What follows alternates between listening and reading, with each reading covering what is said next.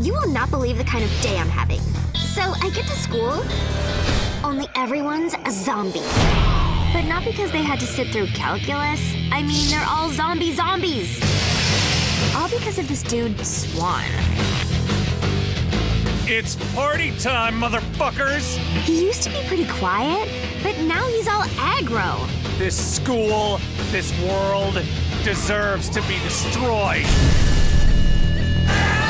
When I start feeling like that, I just knock back a strawberry lollipop. But Swan decided to take over the world. There's nothing more hysterical to me than watching this world burn. But my sucky day is about to get a lot better. Because now, we get to the part where I kick his ass.